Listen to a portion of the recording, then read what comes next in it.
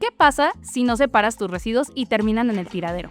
Bueno, además de que esos materiales no podrán ser reciclados, se vuelve una fuente de contaminación que puede agravar el cambio climático. Sin embargo, mejorar esta situación es tan fácil como aplicar la regla de oro del reciclaje, que es separar los orgánicos de los inorgánicos. Quédate en este episodio de Al tiro con lo que tiras y conoce en la voz de la doctora Aletia Vázquez, una basuróloga experta, cuál es nuestra responsabilidad como consumidores y qué podemos hacer para generar menos contaminación.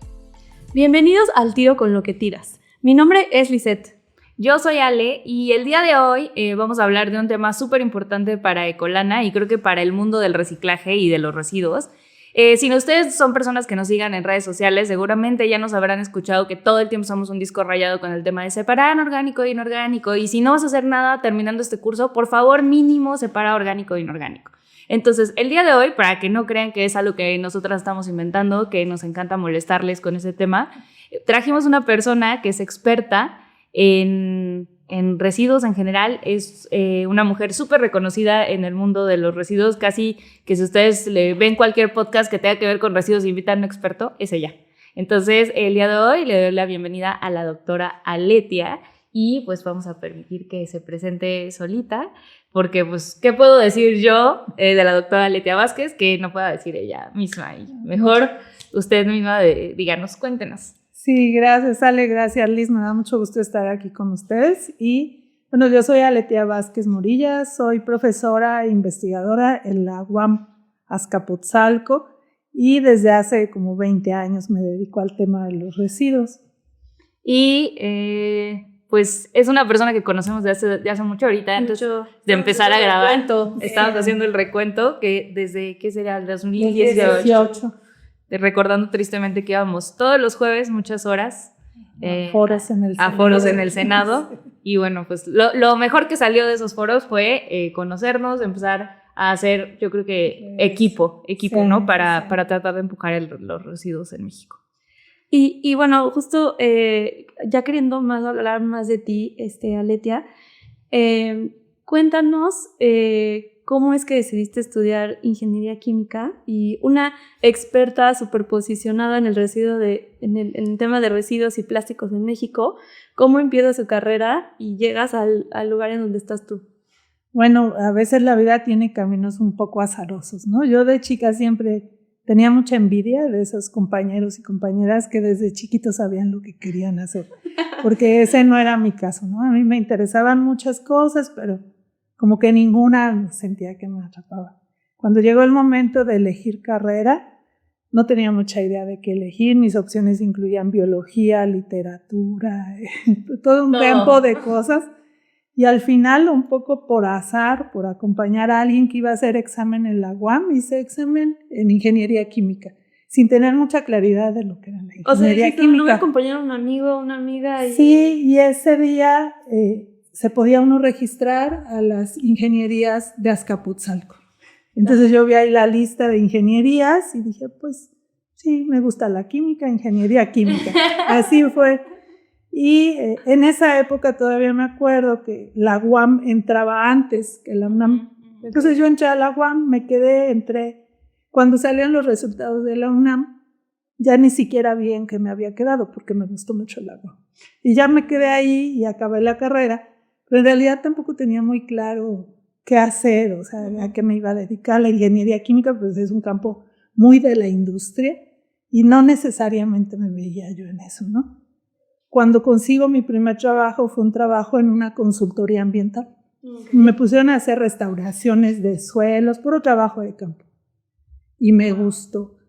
Pero ahí vi que tampoco la vida godín tampoco era para mí, ¿no? Eso de estar en la oficina de repente y eso tampoco. Dije, no, esto no puede ser. Y durante la carrera fui ayudante de investigación y me tocaba ayudar a dar clases en laboratorios. Y después de hacer un balance dije, no, pues lo que me gusta es dar clases. Entonces pensé, bueno, para dar clases tengo que hacer posgrados para poder ganar una plaza. Y así fue como hice la maestría, hice el doctorado. ¿En cuántos de qué hiciste la maestría? Mi maestría fue en un tema que se llama integración de procesos, que es como aprovechamiento energético. Okay. En procesos industriales. Y ya el doctorado ya fue en ciencias e ingeniería ambientales, pero en tratamiento de aguas, o sea, nada que ver con lo que hago ahora. Cuando ya finalmente conseguí ganar mi plaza en la UAM, fue una plaza para trabajar con un grupo que hacía residuos. En la UAM ya existía un grupo muy sólido, súper consolidado de profesoras que se dedicaban a trabajar en residuos. Okay. Y ellas me fueron enamorando del tema, ¿no? Ahí fue donde empecé realmente a hacer trabajo de campo con ellas, a entender de qué se trataba todo.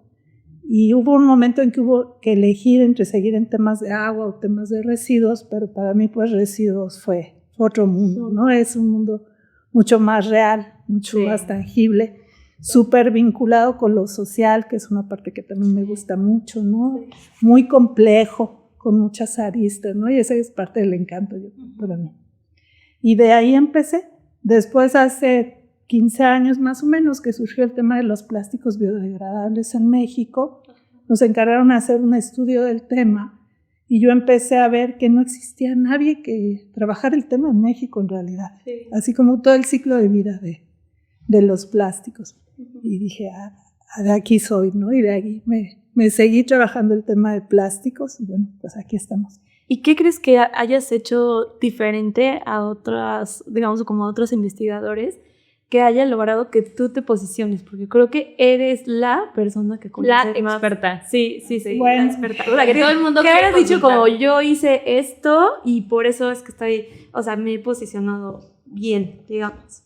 Yo creo que salí de la universidad. O sea, entendí que investigar sobre un tema no es estar en tu laboratorio aislado del mundo, sino tratar de entender cómo funciona todo el ecosistema y tratar de vincularte con los distintos sectores. Es muy difícil, pues ustedes lo saben, tratar de tener la confianza del gobierno y de la industria y de las ONGs, ¿no? Sí. Están todos felices cuando Y no siempre está uno de acuerdo con todos y hay que mantener posturas coherentes y a veces eso tiene costos importantes, pero creo que ha sido la clave pues para ir avanzando y creo que esa es la diferencia, ¿no? Que sí he tratado de mantenerme en contacto con el mundo real, con lo que pasa en el exterior y eso pues espero que esté funcionando. No, pues súper funciona, muy bien, gran tip. Y algo interesante también es que, bueno, yo estudié ingeniería ambiental en el PULI y siempre era como los de la UAM son los que saben, la neta, ¿no? O sea, sí. ¿Pero de residuos o de en general? En general, o sea, yo creo que, si no me equivoco, fue de las primeras escuelas que tuvo algo que tuviera que ver con medio ambiente. Si tú ves, por ejemplo, la UNAM, apenas, o sea... No. En la UAM, desde que se fundó la UAM existía ingeniería ambiental. Estamos hablando de hace 51 años. Madre de Dios. O sea, no existía ni son los super la EPA en ese entonces, mucho menos Semarnat ni nada. Entonces, pues sí, fue la primera universidad en toda Latinoamérica que tuvo temas ambientales. Y justo yo creo que a partir de ahí, por ejemplo, todos los que fundan la carrera acá en el PULI son de la UAM. Igual en la UNAM. Igual en la UNAM. Entonces está muy cañón porque ahí es como, o sea, justo nosotros íbamos a tomar clases allá. O sea, a mí me encantaba ir a la UAM porque aparte tienen el comedor que es hermoso y muy barato. Entonces, la verdad es que sí, o sea, lo entiendo, ¿no? Que es una escuela muy bonita y creo que además tienen como o sea, tienen profesores que, o sea, saben lo que sea. Pues acá en Residuos somos un grupo amplio, somos como 8 profesores dedicados al tema de residuos, trabajamos juntos todo el tiempo. Y eso pues sí nos da fortaleza, ¿no? Porque hay quien es experto en temas de composteo y quien es en reciclaje y en caracterización, etcétera. Sí. Entonces creo que sí se ha logrado un grupo sólido y eso nos ayuda también a enamorar a los alumnos del tema, ¿no? Sí. ¿Tienes algún caso de algún alumno que hayas enamorado? Así de que... No, pues varios. Sí. Cuéntanos de los residuos, enamorada de residuos. Nosotros desde que empiezan, desde chiquitos que los conocemos, los invitamos a proyectos. Yo creo que eso es parte importante, a proyectos reales. O sea, si tenemos un proyecto con una empresa, quienes trabajan con nosotros son los alumnos, les pagamos, ven la realidad, ven su nombre en un reporte formal que pueden incluir en su currículo. Entonces, pues eso los va vinculando y le van agarrando el gusto. Así tenemos un conjunto amplio de estudiantes que que eso dicen, yo me quiero dedicar a residuos, o sea, no hay duda. Sí, Es el menos glamoroso, ¿no? De los sí. temas en ambiental. Sí, claro. Sí, porque estás metiendo y dices, ¿en qué momento decidí quererme meter en los Así es. residuos y que me suba la cucaracha? O sea, Sí, sí, exacto, sí, y entonces- que estás ahí con el lixiviado en el zapato. Sí, y los así olores ahí les cuento. es. No, entonces ya. Es el Ya pan una de vez cada que día. caes, ya. Ya se te Ya gusta, no ya estás sabes. acostumbrado. Sí. De hecho, creo que tenemos una voluntaria que viene al festival, que Ah, ella está sí. dentro del grupo de Aletia y le encanta venir al Sí, festival. Vero. Y Pero Pero es una super champion del flex. Hola, Vero. Y siempre ayuda muchísimo y la verdad Sí. es una persona súper entregada, o sea, y que de verdad le Sí. trayó la primera vez que la vi, que justo Caro, que es la que nos coordina todo el tema de comunidad, le digo, no manches, que es esa chava que, o sea, neta no se rajó, ¿no? Y los primeros festivales estaba bien difícil porque la gente no traía nada separado, o sea, traían la cochinada. Y yo decía, no se rajó y no le dio miedo, porque había unos que decían, ya por favor cámbiame de lugar, o sea, ya no quiero estar aquí. Sí. Y no, y a la fecha sigue. luego a veces hasta o va un día de voluntaria y al otro día llevas así. Sí. Y bueno, pues eso es lo que queremos, ¿no? Hacer escuela y que la gente que sale de ahí se vaya a trabajar a los municipios, a trabajar a las empresas, a trabajar en su comunidad y pues poquito a poco ir. Hay mucho que hacer y lo que Ampliando. es que sea con expertos. Sí, esa es la idea. Doctora, ¿y usted separa los residuos en su casa? Sí. Parece una pregunta muy boba, pero pues No, sí, la gente sí. luego dice, ay, sí, seguro, ellas ahí hablando de residuos y ni separan nada en su casa. No, yo sí separo. En mi casa se separa en 3 fracciones. Separamos lo orgánico, lo guardamos en una cubetita y yo lo llevo a la planta de composta del Aguam. La Aguam tiene su planta de composta, entonces yo 1 o 2 veces por semana voy cargando la cubetita y ahí se quedan mis residuos. Y separamos lo inorgánico reciclable y lo inorgánico no reciclable. Entonces lo inorgánico reciclable lo llevamos a un centro de acopio de Reciclamanía, que está muy cerca de la casa, el Walmart de ahí de Cuautitlán Izcalli. Okay. Ya pues mi esposo en especial es amigo de la señora que ya todo, y ahí llevamos pues todo lo que reciben. También, por ejemplo, cosas como las pilas o eso, hay un centro de acopio del municipio que te recibe, ¿no? Entonces también eso se lleva ahí. Lo grande pues se queda en el reciclatrón cuando llega ahí a la UAM, y lo otro pues ya es lo que se desecha, que en realidad ya es bien poquito. Es muy poco. Muy poquito. Ya si quitas todo lo reciclable, todo lo orgánico, ya no te queda casi nada. Sí. Súper. ¿Y por qué esas 3 fracciones? O sea, pues es lo que es práctico, ¿no? O sea, ¿qué hacemos? Bueno, eso lo hacemos todos en casa. O sea, no es que alguien esté encargado ni nada. Cada quien ya sabe dónde tienen que ir las cosas. Cuando ya llevamos lo reciclable al centro de acopio, sí se hace como otra separación. O sea, sí juntamos todos los envolturas de acá de metalizadas, acá si es que hay PET, hay poco en realidad, papel y cartón, que creo que es lo que más sale, más o menos lo acomodamos para entregarlo bien y que no cueste tanto trabajo ahí en el centro de acopio. Pero pues nos resulta muy funcional.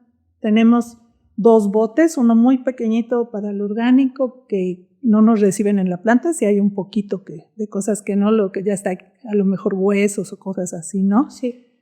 Lo demás se guarda en el refri, lo que va a la planta de composta, y lo reciclable en una caja de plástico de estas grandes, ahí vamos echando todo. Vivimos en un departamento, entonces tampoco tenemos muchísimo espacio, pero nos lo hemos ingeniado para hacer. Sí, que eso también es importante. Luego, justo yo digo, es que, no sé, la gente, no, yo sí separo un montón, ¿no? Que el otro día Eli de Plugin, su esposo estaba hablando con mi novio y le decía, no, es que Eli quiere separar como en 5 y él, en mi casa no se separa en 5, es que hay como 20, ¿no? Entonces, sí. Pero justo te las tienes que ir ingeniando y no se trata de que todos separamos diferente, ¿no? O sea, a lo mejor no está la perfección. No está la perfección y nos ha pasado, ¿no? Que hay gente que dice, no, pero es que yo quiero separar así como tú lo tienes, pero yo me dedico a esto. Sí, o sea, no, obviamente yo tengo acceso a que digo, bueno, guardo esto porque cuando vaya a la planta, pues me lo llevo. Sí.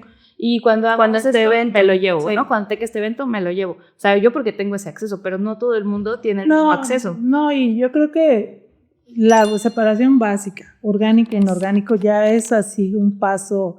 Ahí ya hiciste más de la mitad, o sea, ya estás muy cerca ya de que lo demás sea aprovechable. Nosotros a Letia le decimos la regla de oro. Sí. ¿cómo convencemos a las personas que nos están escuchando a que sí vale la pena la separación entre orgánico y inorgánico? Pues yo creo que hay desde varias aristas. Primero es nuestra obligación legal, ¿no? Que es algo que a la gente se le olvida. No, eso está en la ley. Eso está en la ley, somos generadores y como generadores estamos obligados a separar. Eso para empezar, ¿no? Ya si queremos ponernos así muy estrictos. Después hay un tema ético, un tema moral. Es nuestra responsabilidad tratar de que nuestros residuos tengan el mejor destino posible. No podemos controlar todo lo que va a pasar con ellos después, ¿no? Así es. Sí. Pero ese primer paso sí depende de nosotros. Y ese primer paso abre la puerta para muchas otras cosas. Exacto. Si ese primer paso no se da, todo lo posterior se complica. No va a haber una planta de separación que logre rescatar todo lo valioso que hay ahí, ni un pepenador que rescate todo, ¿no? Entonces eso lo debemos tener muy, muy, muy claro. Cuando hacemos esa primera separación básica, ya sacar lo reciclable de lo inorgánico va a ser mucho más fácil. Y no solo va a ser más fácil, sino que el proceso que hay que seguir después de lavarlo, molerlo, etcétera, va a ser más barato. Entonces se vuelve más costeable. Tiene mucho sentido desde el punto de vista económico y de aprovechamiento de recursos. Y finalmente, pues también hay que quitarnos este tema de los pretextos, ¿no? El típico, ¿para qué separo si ellos lo juntan? Yo creo que cualquier persona que ha dicho eso, pues nunca ha visto un camión de basura, ¿no? Porque tú ves cualquier camión, trae su costalote ahí lleno de PET, otro lleno de cartón, otro con aluminio. Sí. Por supuesto que si uno les da esas cosas separadas, no lo van a juntar. Así es. Eso es parte de su ingreso, de eso viven. Entonces, pues muchas veces es el pretexto y es la flojera, ¿no? Entonces creo que hay estas razones prácticas, estas razones morales o éticas o de responsabilidad con el planeta, con las generaciones que vienen, con nosotros mismos, y también la parte legal, ¿no? Por donde le veas, tenemos que hacerlo. Sí, totalmente. Y, por ejemplo, si todo pasara muy bien dentro de la cadena de reciclaje y llegaran los residuos digamos, orgánicos al relleno sanitario, ¿qué pasa en ese camino de los residuos orgánicos? O sea, llega, se lo damos al camión y después ahí, ¿qué pasa, Letia? Bueno, ahí depende dónde estemos y cuál sea la infraestructura del lugar donde vivimos, ¿no? Es muy distinto si estás en Ciudad de México, que si estás en Naucalpan, que si estás en Tuxtla Gutiérrez, porque el manejo de los residuos de ese nivel pues depende del gobierno municipal o del gobierno local. Sí. Idealmente eso no tendría que ir a un relleno sanitario. Claro. O a un tiradero, ¿no? Por si la gente no sabe, pues un relleno sanitario es como un tiradero mejorado, ¿no? ¿Qué le hacemos? Sí. Para que no escurra al subsuelo y al agua le ponemos un plástico abajo, ¿no? Echamos los residuos para que no se llene tan rápido, los compactamos. Para que no tengan olores, los tapamos con tierra y le ponemos unas salidas para que el gas no se acumule y no explote, ¿no? Entonces, ese es un relleno sanitario. En nuestro país tenemos muchos tiraderos y algunos rellenos sanitarios y muy poquitos cumplen con la ley.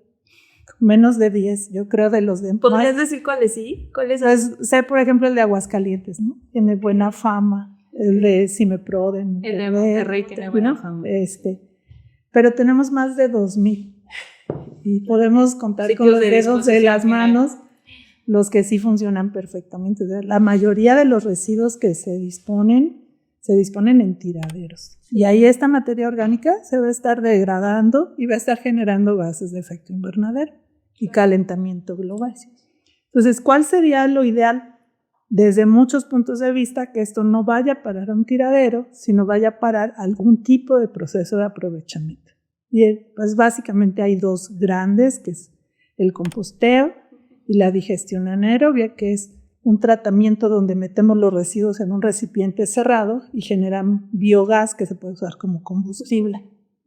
El tema pues es que eso requiere primero que estén bien separados, que no vayan cosas inorgánicas en estos residuos y después pues que lleguen a las instalaciones adecuadas, que tengamos plantas de composteo y que tengamos sistemas de digestión anaerobia. ¿Y México tiene plantas de composteo? Sí, la UAM hizo un atlas de plantas de Sí, que composteo, es un mapa, ¿no? porque fíjense que es muy curioso, en el diagnóstico de residuos se mencionaba que había como 20 plantas de composteo. Nosotros encontramos como 140, ¿no? Entonces, sí hay plantas de composteo.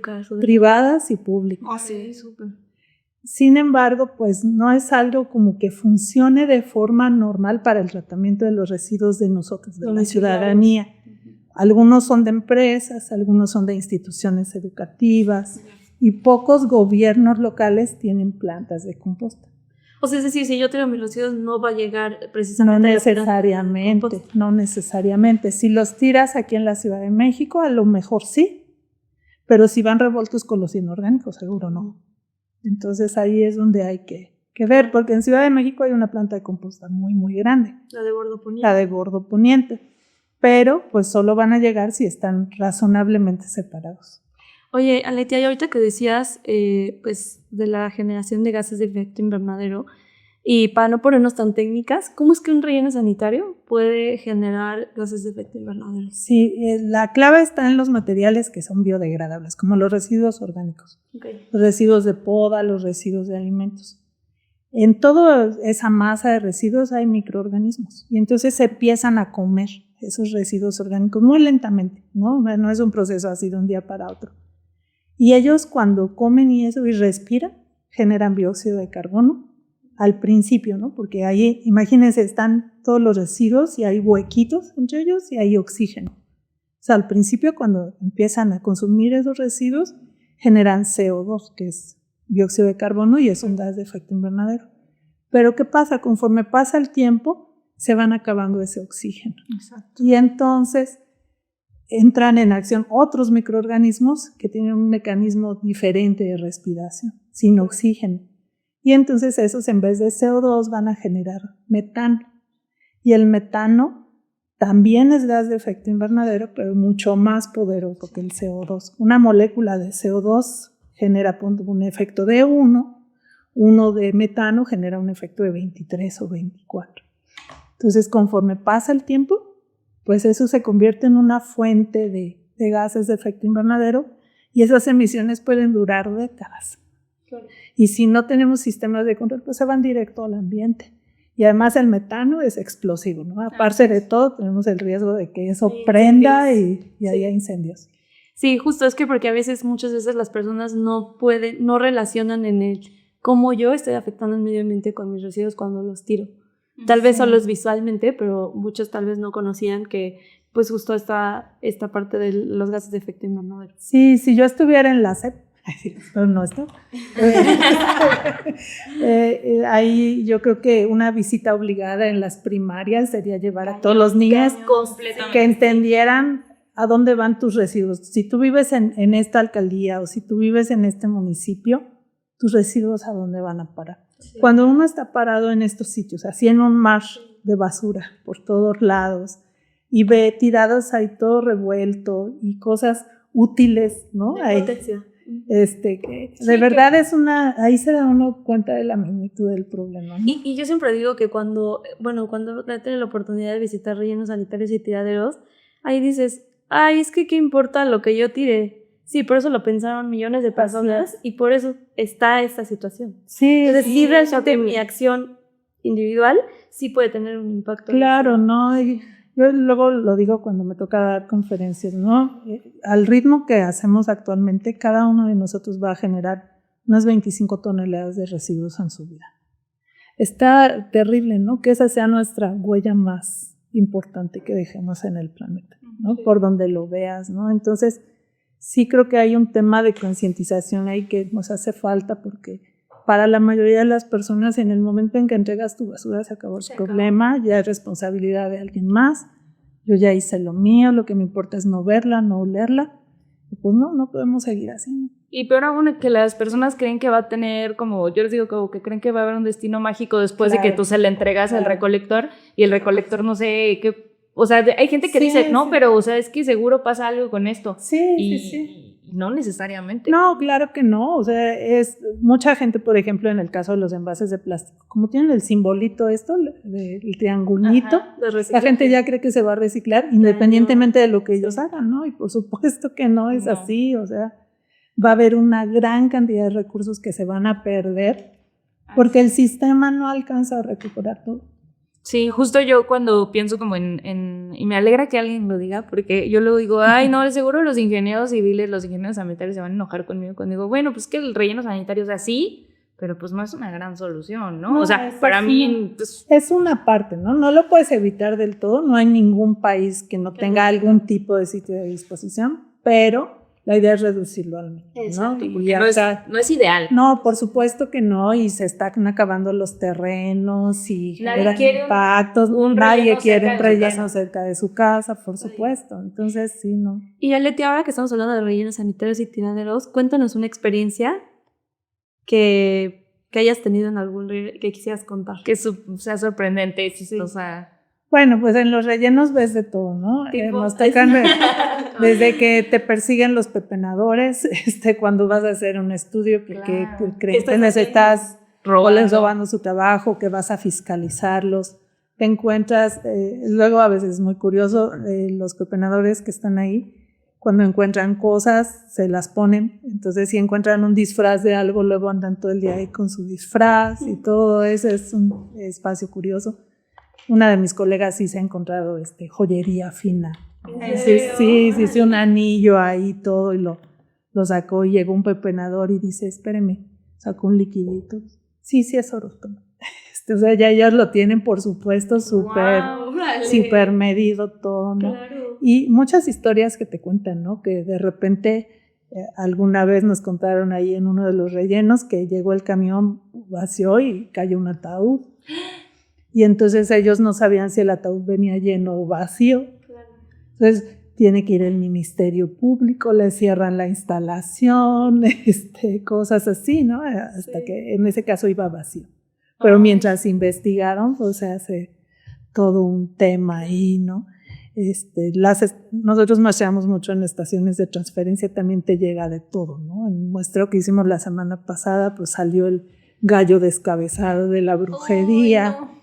Ayer en un muestreo en mercado les llegó una bolsa con una camada de gatitos recién nacidos, vivos, en fin, es un mundo, ¿no? Nos ha tocado hacer muestreos el 15 de febrero y encuentras las cartas y el globo y todo ahí en la basura.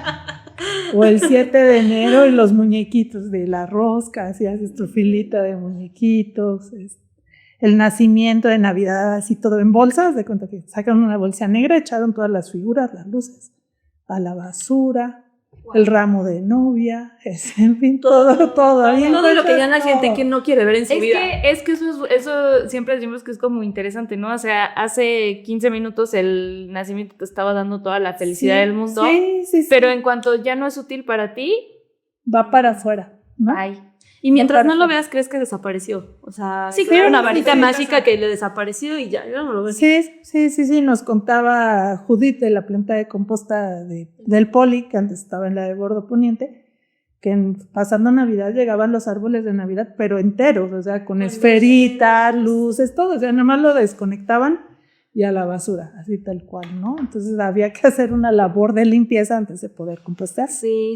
Justo alguna vez fuimos a ver cómo compostaban los arbolitos de Navidad ahí en Coyoacán. Viveros. Sí. En viveros. Y decían que, por ejemplo, cuando le ponen como la nievecita artificial, eso ya no sirve. Está contaminadísimo. Está ya contaminadísimo. Ya no sirvió para. Y que la gente puede creer, ay, pues son unas bolitas ahí, ¿no? Que no, pues pero pues eso ya arruinó la posibilidad que tenía ese árbol de reintegrarse a la naturaleza. Hemos tenido, por ejemplo, apenas unas actividades con Papalote, con Museo del Niño y con maestros, y hacemos la campaña en contra de las artesanías de reciclaje, ¿no? Porque sí, nosotros también nos apoyamos de la botellita de PET, así como está, es reciclable. Pero ya si la pintas, le pones diamantina, le pegas un foamy, ya eso ya no es reciclable. Y eso que a lo mejor te sirvió para entretener a los niños media mañana, pues al día siguiente a lo mejor se va a ir a la basura, o en una semana se va a ir a la basura. Sí, yo digo, usen cosas que ya no se van a reciclaje, usen cosas que no se vayan a reciclar, por favor. Ya es contaminación para el PET. Eso ya es contaminación, y no es reciclaje. Sí. Es otra cosa. Eso es muy importante, la gente confunde mucho el reutilizar Sí, con reciclaje. y hay que, o sea, tenemos que entender que el reciclaje no, en general no es un proceso artesanal, ¿no? El reciclaje es parte de todo un proceso productivo a gran escala para que funcione, ¿no? Lo demás es interesante, puede ser en algunos casos útil, en otros no. Y entonces, por ejemplo, la gente que diga, oye, pero pues yo de todas formas lo voy a aventar ahí al tiradero, pues en fin, que lo van a enterrar, ¿no? O sea, mis orgánicos los puedo aventar ahí y ya pues los van a enterrar y se van a deshacer. ¿Sí se van a deshacer? Sí, a lo largo de décadas, ¿no? O sea, sí, por supuesto, todo se degrada. Eso lo debemos tener claro, eso de que los materiales son eternos, no.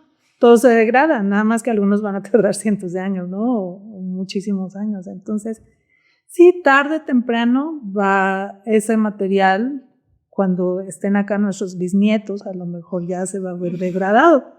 Pero mientras tanto vamos a seguir saturando los espacios donde depositamos los residuos, ya no va a haber dónde. La gente tiene que entender, o sea, si el tiradero donde se depositan mis residuos se llena, hay que conseguir otro terreno. Y lo más probable es que tenga que ir más lejos, porque nadie quiere cerca y porque no hay espacios, etc. Y entonces, pues yo voy a tener que estar gastando un dineral en cargar toneladas de residuos a esos nuevos sitios, como le ocurre ahorita a la Ciudad de México, que no tiene un sitio de disposición y manda todos a otros estados. Se gasta de verdad una gran cantidad de dinero en eso, y de tiempo y de horas sombra, y se genera contaminación en los vehículos, etc. Entonces, cada vez va a ser más costoso para nosotros seguir manejando los residuos como lo estamos haciendo. Y son cosas que a lo mejor a veces no sentimos, pero primero se pagan con nuestros impuestos. O sea, eso no sale de otro lado más que de nuestros impuestos. Sí. Y segundo, van a ser costos crecientes. Y son costos económicos y costos ambientales y sociales. Y en la parte económica, pues todo eso que se gasta en transportar residuos, no se gasta en otras cosas que son importantes. No lo gastamos en seguridad, no lo gastamos en bacheo, no lo gastamos en tener agua, en salud, en educación. El presupuesto es finito y cada vez la parte que tenemos que usar para estar mandando residuos lejos va a ser más grande si no hacemos algo. Y todas las personas yo creo que han visto, todos los que vivan en Ciudad de México, en el área metropolitana, estos camiones gigantes, como los transfers justo que traen una cajota gigante que huelen súper feo. Y que dice CDMX y ahorita como verdes. Ya guinda. Ajá, como ahora es guinda, luego guinda con depende de quién es. Y están tapados, sí. Es como un contenedor que dice CDMX en enorme. Y seguro sí. Los han visto. Imagínense que esos, o sea, ¿cuántos saldrán diario de la ciudad? O sea, una barbaridad. Una locura. Sí, la gente a lo mejor nunca se ha puesto a pensar, pero el camión que pasa en nuestra casa no va al tiradero, porque el tiradero queda en Iztapaluca. Entonces, si fuera en lo que va y viene, pues no alcanzaría a dar más que una vuelta al día. Entonces, lo que hacen es van a unas instalaciones que están en la ciudad, que se llaman estaciones de transferencia, y ahí vacían los residuos en estos trailers, y estos trailers son los que van y vienen. Pero pues sí, cada vez de verdad nos queda más lejos. Y eso no solo pasa en Ciudad de México, pasa en todos lados. Claro, sí. Y entonces, para las personas que nos están escuchando, nos están viendo, ¿cuál sería un buen consejo como para los que apenas van a empezar, que digan, yo no sabía que eso estaba pasando, ahorita ya lo voy a hacer? Y dos, para los que ya lo hacen, pero dicen, pero pues me siento muy frustrada porque pues no pasa lo que yo quiero, ¿no? O sea, o a lo mejor, porque esto también es algo que pasa, ¿no? A veces hay, por ejemplo, los carritos que te recolectan, pues sí, revuelven cosas. ¿Cuál sería un consejo para esas personas que a lo mejor ya lo quieren hacer, pero están medio frustrados? Sí, bueno, yo creo que para todos nosotros y nosotras puede ser apabullante de repente el tema ambiental, ¿no? En general, porque sí, a veces es como todo es malo y no se puede hacer nada.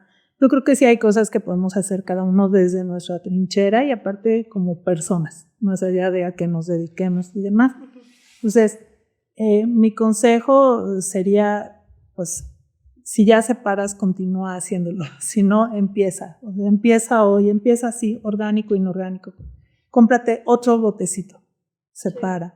Y creo que hay opciones de qué hacer con los residuos ya que los separamos, ¿no? Pues Ecolana tiene este gran directorio donde puedo buscar a dónde llevar mis residuos y ahí si yo los llevo directo a esos centros de acopio, de alguna forma garantizo que sí van a llegar a donde deben. Si de plano no hay cerca de donde yo estoy o eso, bueno, entregárselos separados a las personas que recolectan. Ellos lo van a agradecer porque les facilita el trabajo, les facilita la recuperación. Y pues tratar de informarnos, ¿no? Tratar de verdad tener un poquito de curiosidad de qué pasa con todo esto después. Es complicado, yo creo que a ustedes les pasa igual. A veces la gente que nos rodea o eso, pues ya puede estar un poco harta de que siempre estamos con lo mismo y demás. Es una lucha que nunca acaba, ¿no? O sea, diario hay que estar insistiendo, diario hay que estar sobre el tema y eso, pero pues es la parte que nos toca, la parte que nos toca como ciudadanos del mundo, ya dejemos la ciudad o lo que sea, como personas que habitamos este planeta. Entonces, uno no va a poder solucionar todos los problemas ambientales, pero sí se puede hacer lo que te toca, ¿no? Y eso pues ya es ganancia. O sea, si todo el mundo hiciera eso, ya estaríamos del otro lado. Sí, porque lo dicen, no, es que las empresas, sí, pero ¿cuántos ciudadanos somos? Es lo que decíamos, tu parte individual tiene un impacto al final colectivo. Sí. El sistema, por supuesto, requiere cambios, ¿no? O sea, hay cosas, sí, por supuesto, la economía lineal, la economía circular, todo eso es cierto. Que hay cambios, que hay cosas que nos trascienden, que van más allá. Pero todo eso que queremos que las empresas hagan, que se hagan responsables, etcétera, parte de que nosotros separemos. Sí, claro. Si nosotros no separamos, no existe responsabilidad extendida que alcance. Sí, claro. En todos los países en que funciona, la gente separa.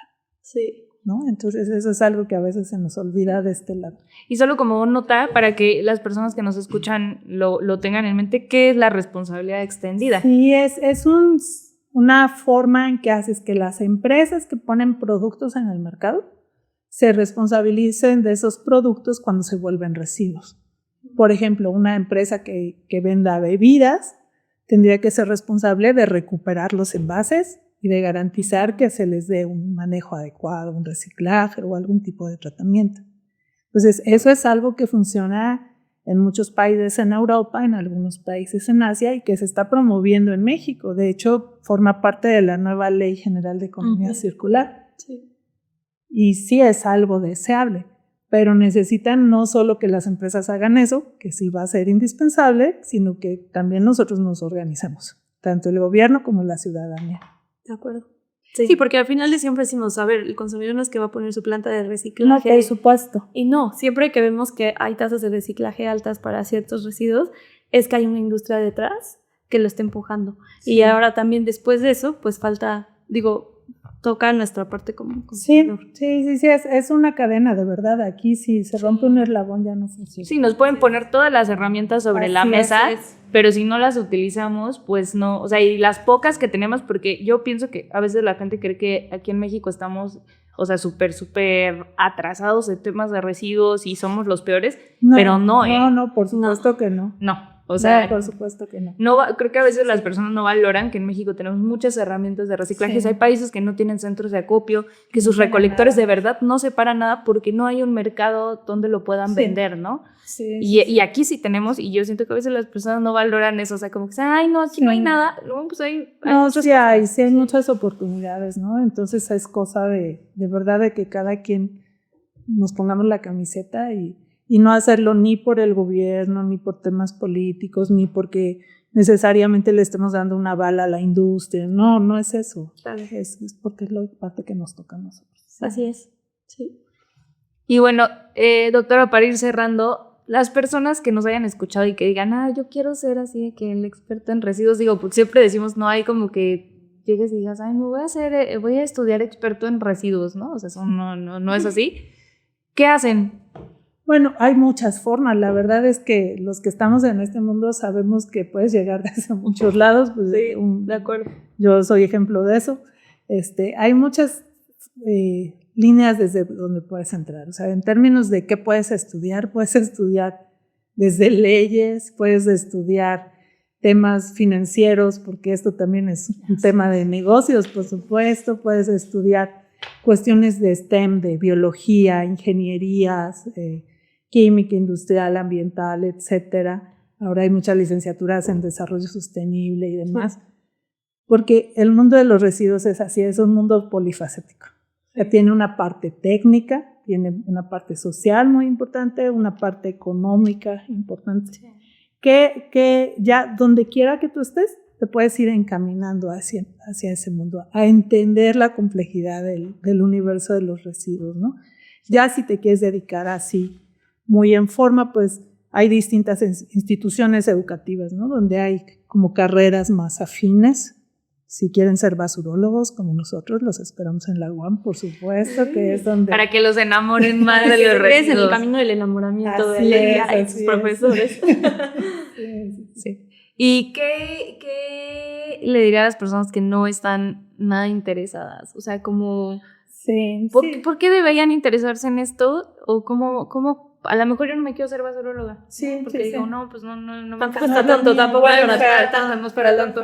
Pero, porque huele feo, exacto. Que el agua también huele feo, pero... entonces, ¿cómo pueden acercarse a esto sin que sea que me voy a dedicar a esto toda mi vida? No, yo creo que puedes tener un nivel básico de comprensión, ¿no? de esto. Independientemente de cuál sea tu ámbito, puedes tratar de entender cómo funciona. Yo creo que eso ya te enriquece culturalmente y personalmente, sí.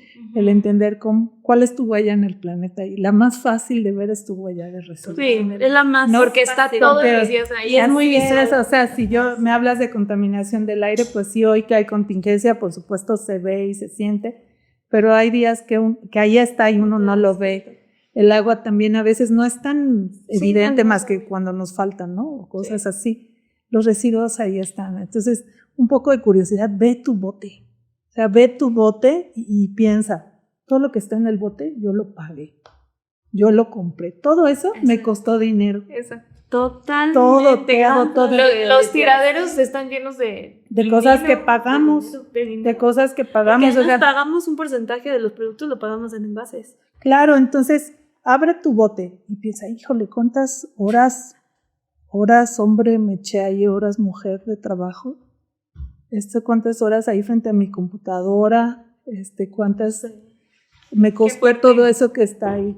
¿No? Porque todo lo pagamos. Todo lo pagué. Entonces, pues yo creo que ese es un buen... Sí, claro, nadie se va a pelear con Sí, está muy cañón. Yo sí creo que todas las personas que hemos visto tiraderos, si tienen oportunidad de ir a uno, vayan, porque yo creo que nadie sale igual que como entró. O sea, es impactante la cantidad de residuos que hay. O sea, no crean que es un problema, como que luego buscas fotos en internet de tiraderos y te sale el de Bangladesh, así que África. Vayan al de su municipio. Aquí, o sea, no vayan lejos, ¿no? Y si tienen oportunidad, vayan y sobre todo reflexionen, vean qué es lo que hay ahí. Y es puras cosas que se podrían haber utilizado, se podrían haber reciclado. Para empezar, algunas que ni se necesitaba comprar. Empezando por ahí, y luego cosas que les podríamos haber dado un mejor destino, ¿no? Entonces, sí, ves la marca de lo que tú consumiste en la semana. Prácticamente ahí lo ves, y cuando estás caminando lo ves y dices... Ya. Sí, ya sí, cuando lo ve uno en cantidad es mucho más impactante. Sí, es muy impactante. Y cuando lo ve uno en casa también, si de verdad lo piensa, si de verdad dejas de hacer como abrir el bote y tirar en automático sin que pase por tu cabeza, si ponte antes de tirarlo, carga tu bote, pues 3 kilos de cosas que me costaron dinero, ese dinero al final es tiempo de vida, o sea, son horas que me pasé trabajando en vez de hacer otra cosa que quizá me hubiera gustado más. Entonces, pues... Y ya, yo sé que ya queremos terminar, pero es que de verdad tanta información que tiene Alesia que quisiera preguntarle. Por ejemplo, digo algo que nos puedas compartir de los estudios que haces. ¿Cuáles son los residuos inorgánicos que más se generan en casa, por ejemplo, en la Ciudad de México? Los plásticos, seguidos del papel y cartón, pero inorgánicos los plásticos, sin duda. Inorgánico, plástico. Sí. ¿Y plásticos podríamos decir alguno que otro? Como sí, es interesante pues la diferencia que encontramos según donde miras, fíjate. Cuando hemos hecho estudios domiciliarios, pues aparece mucho PET, muchísimo PET. Aparecen muchas envolturas, empaques, eso es de todo tipo, flexibles y no flexibles, muchas bolsas todavía, muchos charolas, domus, eso que además ocupan mucho espacio, desechables, ¿no? Yo traigo el pleito permanente con el exceso de uso en los desechables. ¿Es un menos favorito? ¿Es el menos favorito Pues de todos los plásticos? Creo que es el que tiene menos condiciones donde de verdad sea indispensable, ¿no? Y además en el mercado de reciclaje también. O sea, la suciedad, el precio, el peso. La variedad de materiales. Entonces, sí. Yo, por ejemplo, entiendo el concepto de un empaque flexible a lo mejor que, bueno, pues pesa menos que otro tipo de empaque, que te ayuda a que la vida útil de un alimento se prolongue, ¿no? Encuentro la parte positiva.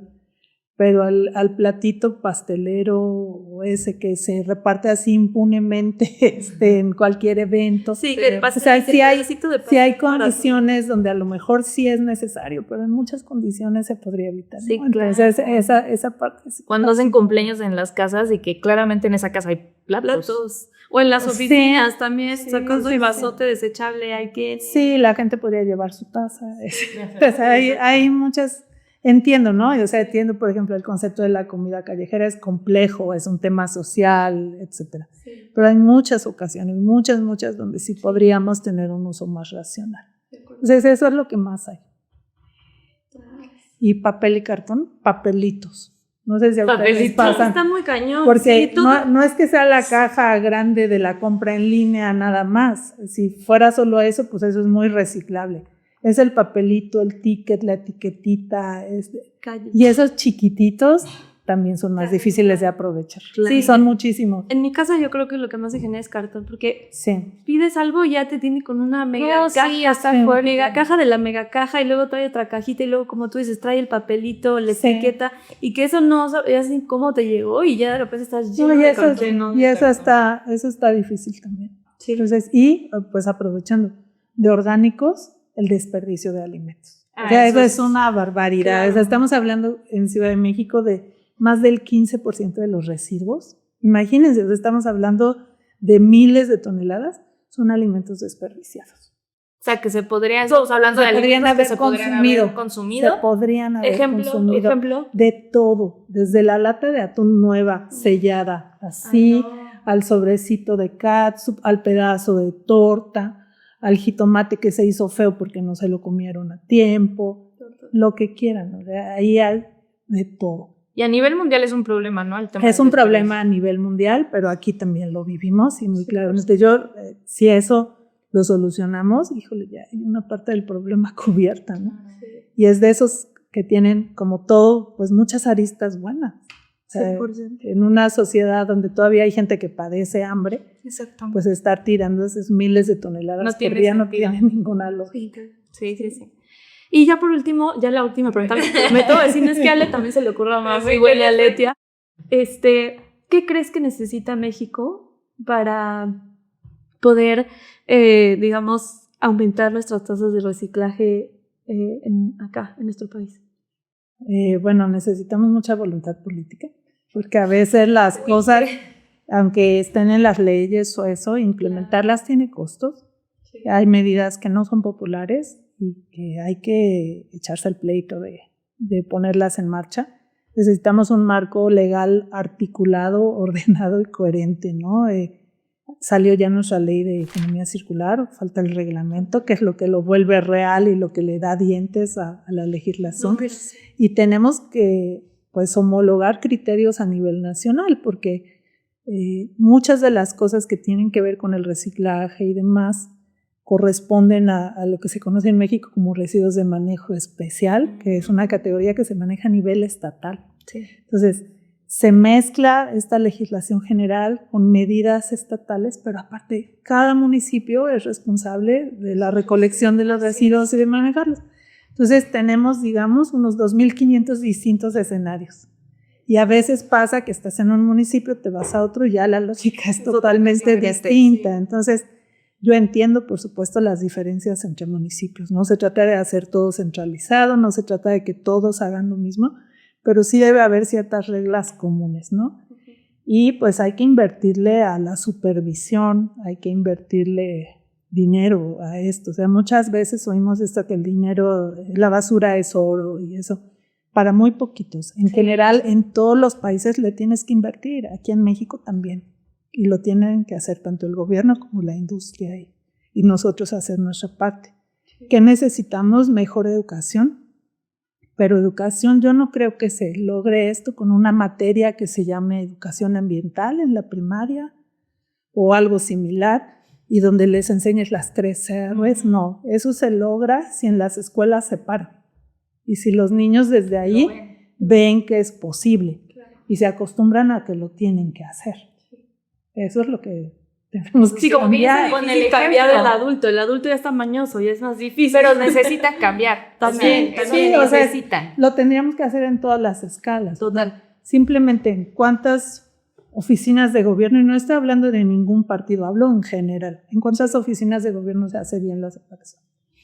¿No? Que es un espacio donde teóricamente pues tú tienes cierto nivel de control sobre lo que le puedes pedir a la gente que haga o que no haga, ¿no? ¿Cuántas veces hacen eventos y te dan el vasote ahí desechable? Así es. Y yo digo, bueno, pues no hay vasos, o sea, seguro que hay vasos. Sí. ¿No? Entonces es necesitamos eso, necesitamos concientización, información real.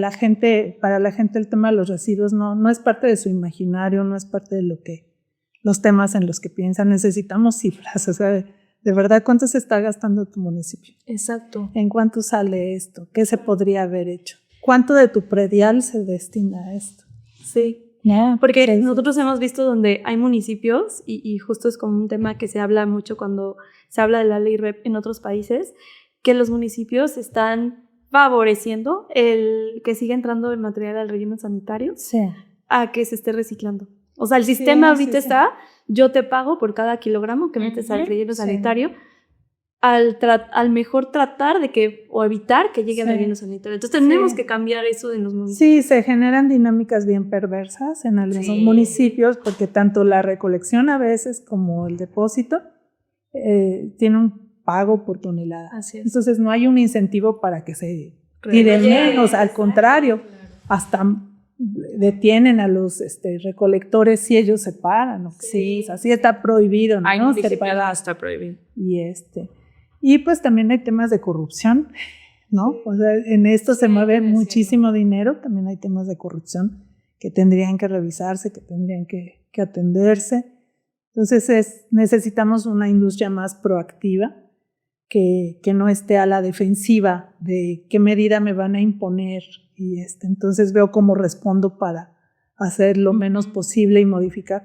Necesitamos sectores industriales que estén mucho más abiertos de verdad a pensar ellos en cómo pueden cambiar las cosas.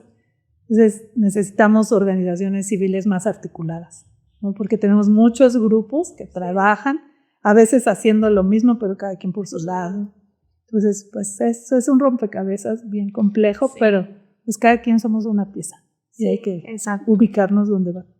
Sí, así Muy bien, pues no sé si algún mensaje final para cerrar, Liz. Pues no, la verdad, muchísimas gracias, Aletia, por venir, por platicarnos toda tu historia, darnos datos buenísimos y también muchas frases de reflexión. De verdad, muchas gracias por aceptar nuestra invitación y la verdad, felicidades por todo el trabajo que has ido haciendo y que seguramente van a venir más ahora con la ley. Entonces, felicitarte por todo el trabajo que haces para el país, para nosotros, y siempre la verdad es que eres una inspiración para nosotras en el tema de residuos. Y siempre verte en lugares es como, sabemos que está respaldada, hay alguien que sabe, hay alguien que conoce. Sí. No, muchas gracias. Ustedes saben que yo admiro mucho su trabajo y creo que son un eslabón súper importante. Somos muy afortunados de que exista Ecolana, porque hay muchos lugares donde no existe algo similar. Y bueno, pues yo soy parte de un grupo, ya les decía, un grupo de profesores, pero sobre todo un grupo de alumnos. Ahorita mientras estoy yo aquí, hay alumnos muestreando en mercados de la ciudad, ¿no? Y muchas gracias a los alumnos y alumnas. Entonces, pues si no le entramos todos, ¿cómo va a salir? Así que aquí estamos. Muy bien, muchas gracias. Pues muchas gracias a todos y todas por haberse quedado en este episodio. Esperamos que ahorita lleguen o vean ahí en su bote de basura y echen la cuenta de cuánto es lo que se gastaron, cuántas horas de su trabajo están invertidas ahí y sobre todo que eso los invite y las invite a reducir su cantidad de residuos que generan o a meditar si hay una mejor forma en la que lo puedan hacer. Entonces, si se les ocurre alguna acción que pudieran tomar con todo lo que platicamos ahorita, pues déjenos en los comentarios y también déjenos en los comentarios si ustedes ya separaban, van a separar ahora, y cualquier sugerencia que tengan de otros temas que les gustaría que toquemos aquí en el podcast. Y pues muchas gracias, suscríbanse y si les gustó el episodio déjenos un like y nos vemos en el siguiente episodio de Al Tiro con lo que tiras.